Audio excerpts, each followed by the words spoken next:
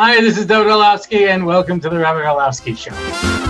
And whether you are watching with our friends over at Torah Anytime, or wherever you watch or listen to your podcasts, it's great to have you along for the adventure, and certainly to welcome all the new people.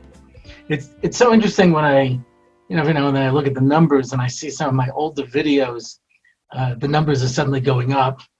All right, so sometimes I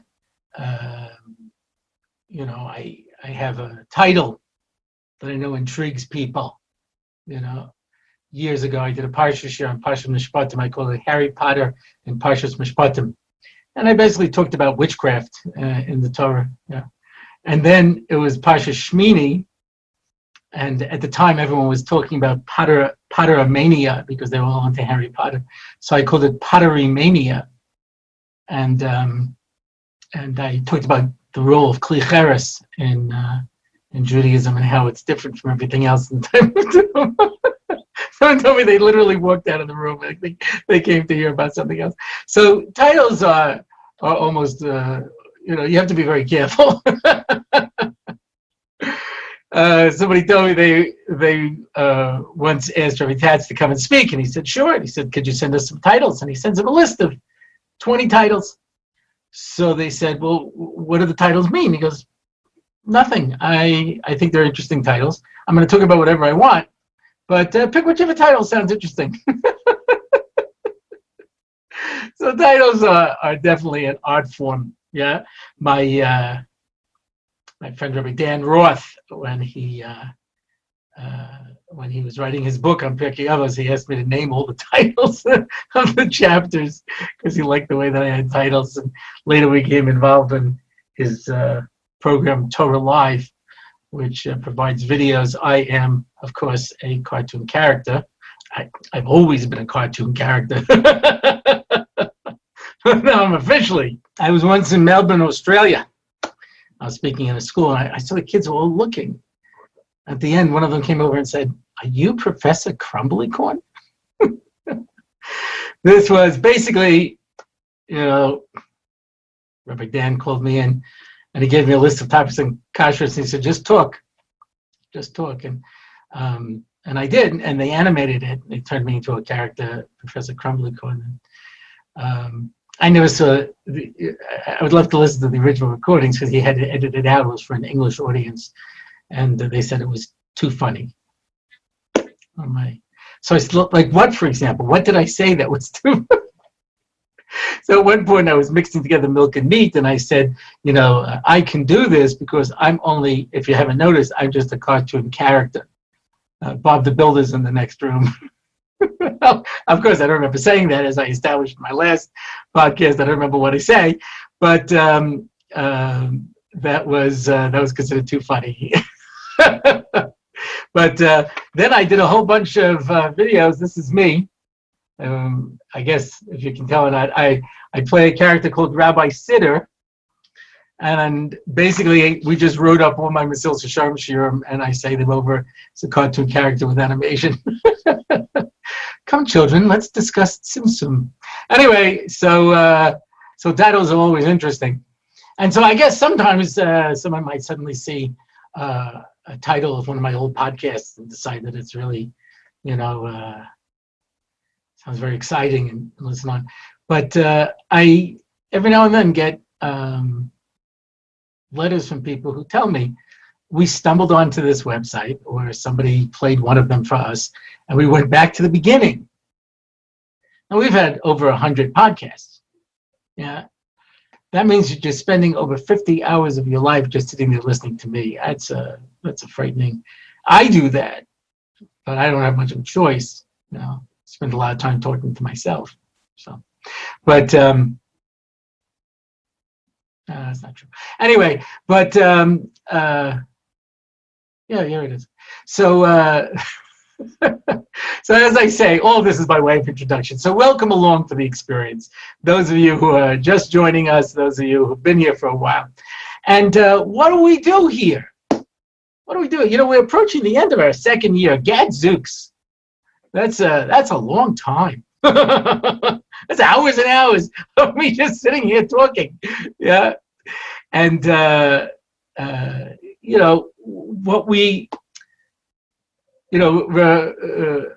Rabbi Dr. Avram Twersky once said, "I've written one book 30 times." Yeah, it might be more books by now, and that was basically the idea of self-esteem and building yourself up. And he wrote a parish on Mesilas Yesharim, and it's basically seeing Mesilas Yesharim through the lens of self-esteem. Yeah, he used a lot of the same ideas and a lot of the things, and that's interesting. I remember once when I was in one of the shiurim by Rabbi Shapiro, and I said to Rabbi Brown, who had been with Rabbi Moshe much, much longer than I had, I said, I feel like he basically said this idea before. And he said to me, a painter has only so many colors to work with, but he can create an infinite number of paintings.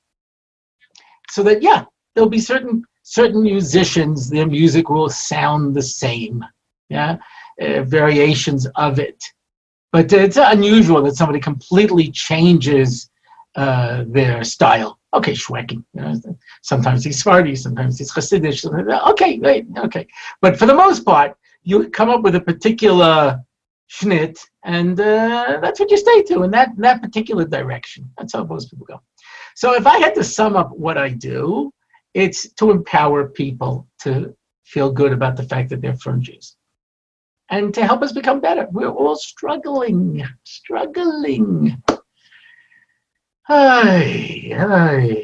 Nobody can crack like a Jew.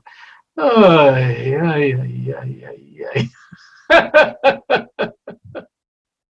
may have mentioned it in the past, but one time Jackie Mason was doing a show and he says, I'm going to ask the Gentiles to please let the Jews leave first, because it just takes them longer, Gentile gets up and goes. The Jew goes, something pulling over here. There's something in my back. I don't know, this leg is bothering. So I used to give a shiur of the Motzi Shabbos in Har Nof, and I heard more than once people say, I come to this shiur because it's the only place I go where I walk out feeling good that I'm a Frum Jew.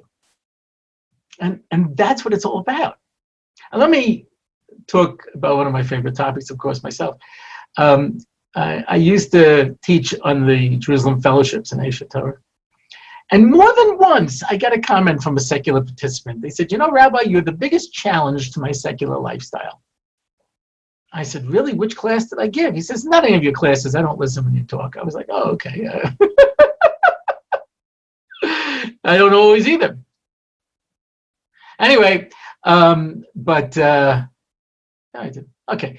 Anyway, so I said to him, what is it? He goes, I'm living this secular lifestyle. I can do anything I want and I do. And I can't help but get this uncomfortable feeling that you're having more fun in life than I am. And I said, kills you, doesn't it? That's right. From Jews, we've got the party. And that becomes the goal. The goal is that we have to celebrate. If there is Hashem b'simcha.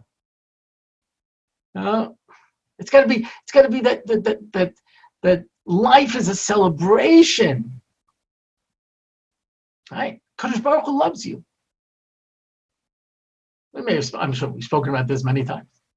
Elul says, Rabbi Yitzchak Isaac Sher, the Ikka Avoda of Elul is Anila Dodi v'Dodi Li. I am for my beloved and my beloved is for me. Says Rabbi Yitzchak Isaac Sher, the Avoda of Elul is to spend an entire month focusing on the fact that Hashem loves you. Now that's got to put you in a good mood, because I don't know about you, but I don't have that many infinite friends who like me.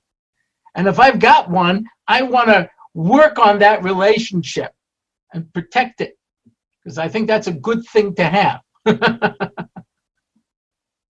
So in any event, that's what I try to do here. And if you have been listening, so then you know we're here to talk about life. And I would like you to walk away, with a smile on your face. Donald Trump, I don't know if you ever heard of him. He's been president for a while. But He says, people complain, I'm not presidential. I'll do that again. People complain, I'm not presidential. He says, who would want to listen to me if I was presidential? We are here tonight to try to do. I said the same thing about a rabbi. Who wants to listen to a rabbi? He sounds like a rabbi. I have to say, that is one of the hardest things I have is when I get an introduction when I speak someplace. People ask me, how should I introduce you? I said, ladies and gentlemen, Rabbi Orlofsky. I said, no titles. I said, listen, anyone who knows who I am, they don't need an introduction. And anyone who doesn't know who I am, an introduction is not going to prepare them for it, And that's why the best introduction I ever got is the guy gets up there and says, and now, ladies and gentlemen, a man who needs no introduction. And he sat down. I mean, people have said that, but nobody ever actually did it, So but sometimes they give you one of these introductions, and it's like the worst. He is so funny. Every time I listen to him, I just start laughing. I just even think about him, and he's already funny. I'm laughing already. Ah! In fact, I think his name should be Rabbi Orlofsky. Anyway, you'll see for yourself. I dare you not to laugh. So the time I get up there, the whole audience is like, there's an angry crowd, like, okay, we'll see if we laugh, And it's like, oh my gosh, So I always have to try to diffuse the crowd. And I said, there's probably nothing more frightening in this world than to hear it's a funny rabbi, because most rabbis are not funny. And when they try to be funny, it's really so sad. It's very sad. I don't know what it is. You have these people get up. There's a humorous story told about a gentleman who once upon a time, like, oh yeah, yahoo, we're really rolling now. So I would get up there and I would say, you're a funny rabbi. It's really frightening. I mean, most rabbis don't know how to tell a joke. A rabbi came to me once and said, I heard this joke and I told it over, and I didn't get a laugh. I said, well, tell me the joke. And he tells me the joke, and I say, you're telling it wrong. He says, well, how does it go? I said, it goes like this. 3 people are on top of a building, and the first one says to the second one, these buildings are so close together that they form an air pocket. And if you were to fall, the air is so pressurized it would bring you back up. Second guy says that's impossible. The first guy says, I'll show you. He jumps, he's falling, and whoosh, he comes back up. Second guy says, that's amazing. He jumps, he falls, he dies. The third guy says to the first guy, you have a sick sense of humor, Superman. Okay, now whether you like the joke or not, I don't really care, but, it has to be, in absolute terms, it's a funny joke.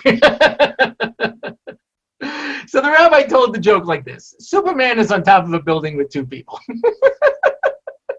You see why that's not going to go, So people say to me, they say, listen, you're a Rav, you give shiurim, you finish Shas, you just conduct yourself with a little more,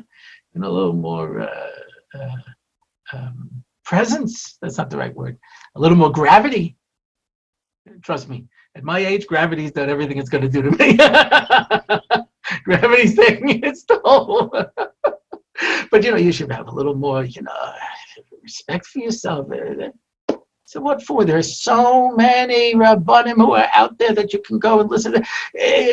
Torah Anytime has a gazillion rabbis with more of them lining up every day, just begging to get on to Torah Anytime. There's so many of them. Lots of serious rabbis out there. Yeah. I'm trying to fill a gap. Yeah. Where a person listens to Torah and walks away and has a good time. I have a young man who joined my Daf Yomi since schools are closed and things because of the coronavirus. I don't know if you heard about this. Anyway, so he joined my Daf Yomi, and I could see that he seems to be having a good time, because that's how I give a share. My Daf Yomi is no less entertaining, than anything else that I do, because Gemara is a lot of fun. Anyway, one time I look at him and I say, eventually you're going to have to go back to school and it's not going to be fun. And I told this story over to somebody and they said, why? I said, because most people aren't talented. You think part of the gift that I have is that I make it look easy. Yeah. Because, that's the key. Rishtakov, one of the most famous ballet dancers of all time. I heard him once in an interview. They said, who is the greatest dancer of all time? And they said, Fred Astaire. Fred Astaire was he used to do musical comedies in the 30s and the 40s, tremendous dancer, And they said, why? Because he makes it look so easy. It makes it look so easy. It's so smooth. And so, listen, I try to share this time with you. I share my life. People meet me. They know all about my kids. They know about everything that's going on in my life, I've got so many emails of people apologizing for all the people who called me bad names. I said, listen, I'm used to it. Don't worry about me. But the fact that so many people are worried, thank you so much. Thank you so much for the concern and for letting me be a part of your life.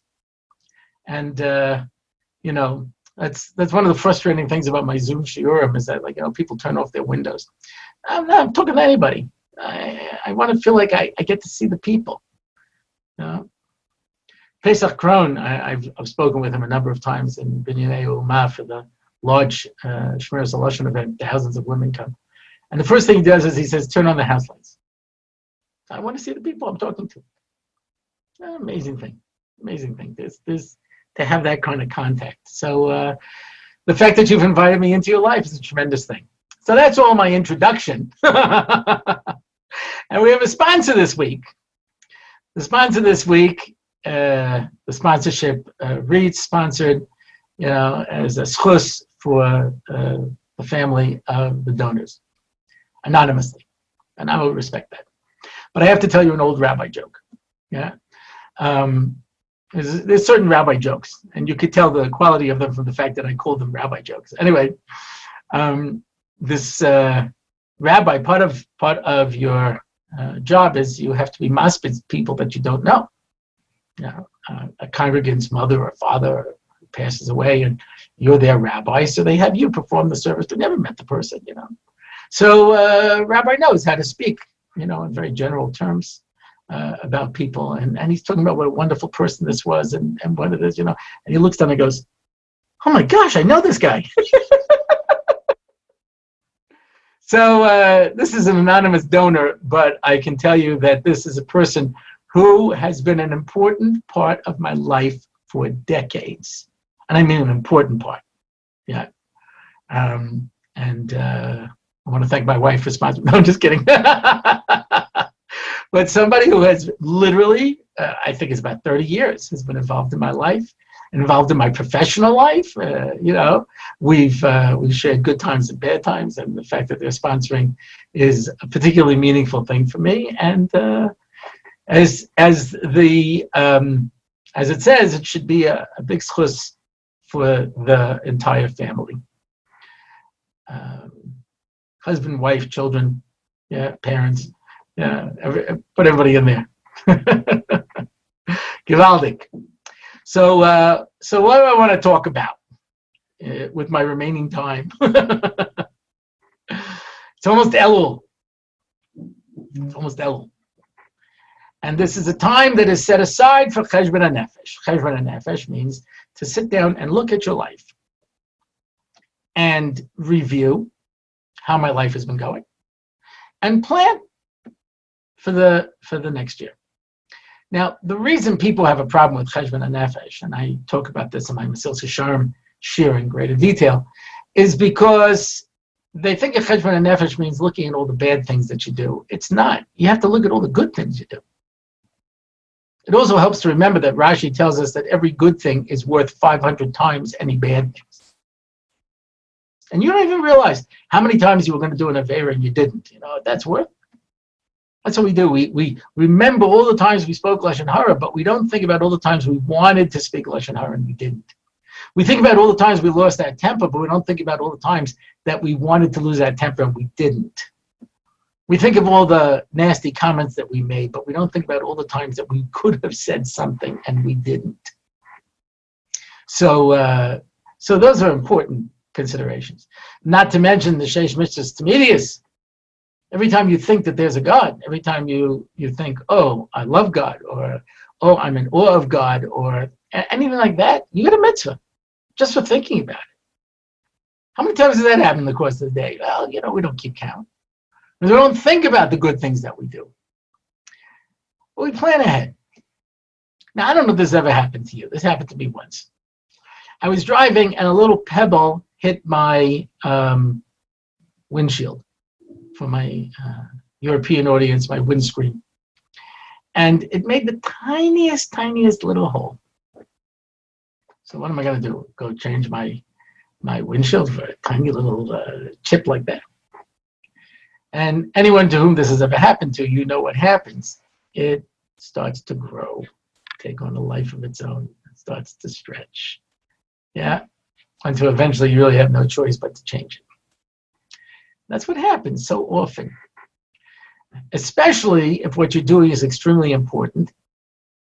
Because, when they're shooting that rocket off to the moon, I'm dating myself. We used to send rockets to the moon. Yeah. Sometimes with people in them to go up to the moon. So there was, if you're off by just a little bit, here's the Earth and here's the moon, and they're pretty far away, 250,000 miles. If you're off just a little bit, that's it. You're on your way to the asteroid belt. So, small things make tremendous differences. And that's why we don't think about all the good things that we do. Why? Because the Yetzer Hara wants you to forget them. I want to share with you a shmuz from the Alta of Slobodka. Yeah. He says like this.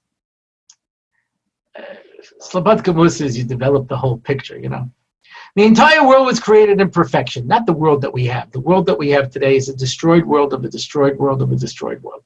But you go all the way back to Gan Eden. There was no death. There was no decay. There was no need to work. You didn't need clothes. Yeah, everything grew on the trees, including bread. Everything was there for you. They were so spiritually developed. It says they saw from one side of the universe to the other. The Malachim started saying Shira to them. They thought they were Kadosh Baruch Hu. Just in perfection. Yeah. And they were put into this world for one purpose. To keep one mitzvah. And it was a mitzvah lo saseh. So,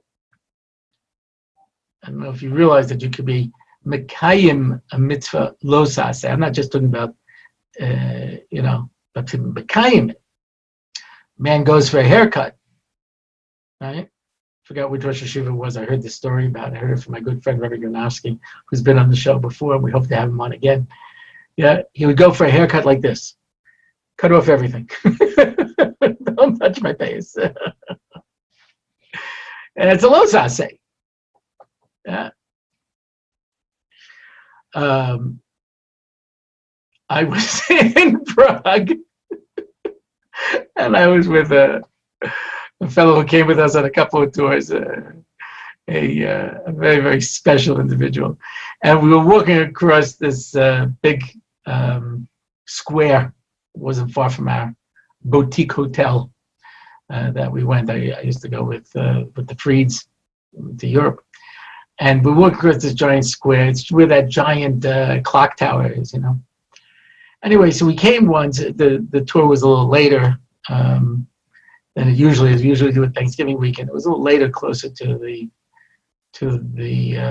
major holiday that the non-Jews celebrate in much of Europe. Anyway, so they had this entire pig cooking on a spit. He takes me to the arm. He says, "Come, yes, give a schmeck, it smells good, right?" No, it wasn't all that appealing to me, But the truth is that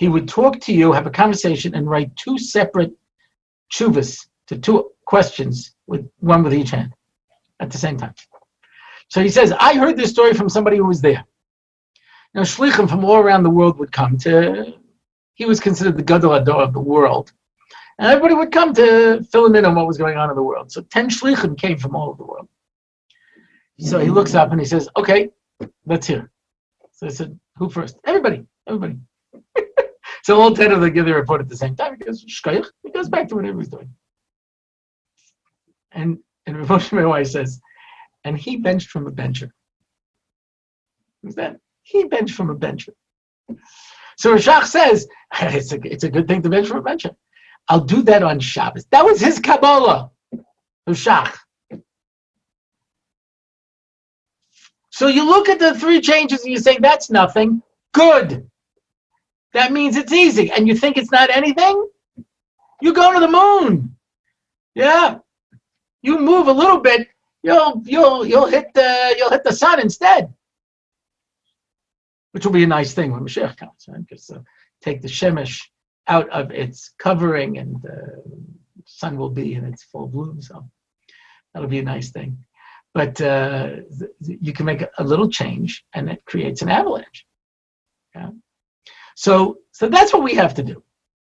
That's what each one of us has to do coming up now. And I can't give examples because everybody has to look for himself.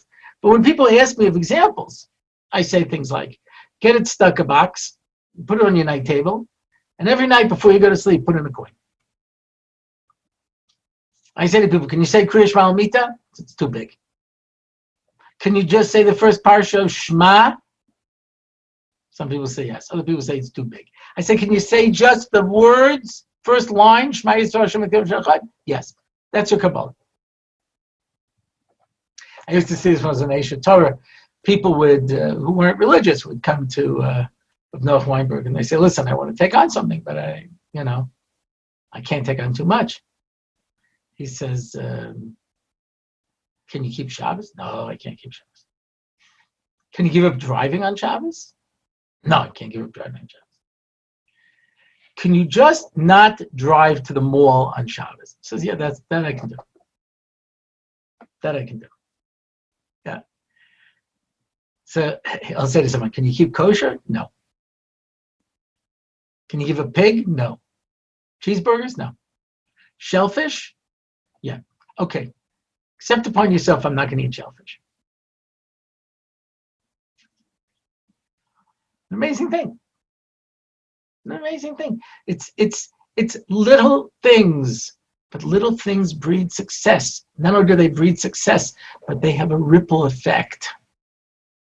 And it spreads throughout. Everyone knows the famous story of Rabbi Salanta, where he told the Talmidim to learn Stark in yeshiva, wherever they were in Poland, yeah, so that the Jews in France don't intermarry. Because if you're stronger, then the Jews in the next city will be stronger, and the ripple effect will continue until at least there's enough of a sense of Jewish identity that Jews in France won't intermarry. That's how far it goes. Stephen Covey in the 7 Habits of Highly Effective People called this your circle of influence. The only one I have any control over in this world for real is myself. And the more that I expand myself, the more I expand the world that goes with it. So give some serious thought. Look at it and say, if it even sounds like it's hard, don't do it. Only write down 3 things, maximum of 3, it can be less than 3. And you look at it and you say, I could do that. I could do that. Yeah. Call my mom once a week. Once every 2 weeks. Once a month. Yeah, I could do that. Right? As opposed to like these girls who come to seminary and they're on the phone 3 times a day with their mom. It's a little different thing. I used to tell a joke. I say, it's too hard to say I'll never speak Lashon Hara. So say I'll take 2 hours a day. From 2 to 4, where I won't speak Lashon Hara. Right? 2 to 4, I won't speak Lashon Hara. 2 to 4 a.m. I did this once in a seminary, and a girl was like, That's prime time. But whatever it is, you make these little changes, and this much I can guarantee you. And this is a question I've been asked by people where they say, I'm going to go into Yom Kippur. I'm going to tell Kadosh Baruch Hu, I'm sorry I did all these terrible things, and I'm never going to do them again, but I am. I said, that's not what you're telling Kadosh Baruch Hu. What you're telling Kadosh Baruch Hu is, I'm a work in progress. And I can't tell you I'm going to be perfect. But I'm going to be a better person next Yom Kippur than I was this Yom Kippur. It might only be small things. But small things have ripple effects. Small things come and expand. Yeah? You take a wedge and you start to bang it in, and the deeper it goes, the more it splits things open. So that's some thoughts here during the month of Elul. Make sure and write these things down. Don't delay. Write it down. I don't want to have to come and haunt you in your dreams, which I can do. I can project my astral influence. Anyway, but that's it for this week. If you want to find out more about the show, go to my website, RabbiOrlofsky.com. You can make comments. You can sponsor an episode. You can listen to Lenny Solomon's unbelievable theme song. Get the lyrics. Get the music. Get the karaoke version. And send me an email. I get back on my email. I just answered a whole bunch of emails. I pulled together all of my Rabbi Orlofsky emails, and I started from the bottom of the list. Like, people wrote me like 2 years ago, and suddenly we started to get answers to their questions. So every now and then I get inspired, start to work. Yeah. So that's my Kabbalah for this next year, is that every now and then I will line up all my emails. Anyway, I'm not even going to say I'm going to answer them, but at least I'll line them up. Anyway, that's it for this week. I'm Dovid Orlofsky, and this has been the Rabbi Orlofsky Show.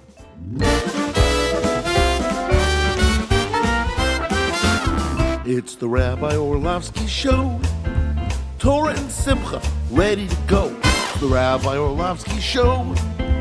Knowledge and wisdom will help you grow. Lots of fun in every episode, and we don't have to rhyme. No, we don't. It's the Rabbi Orlofsky Show on RabbiOrlofsky.com. Torah anytime, YouTube and more. It's the Rabbi Orlofsky Show. Torah and Simcha, ready to go. It's the Rabbi Orlofsky Show. Till next time, till we meet again. It's the Rabbi Orlofsky Show. It's the Rabbi Orlofsky Show. It's the Rabbi Orlofsky Show.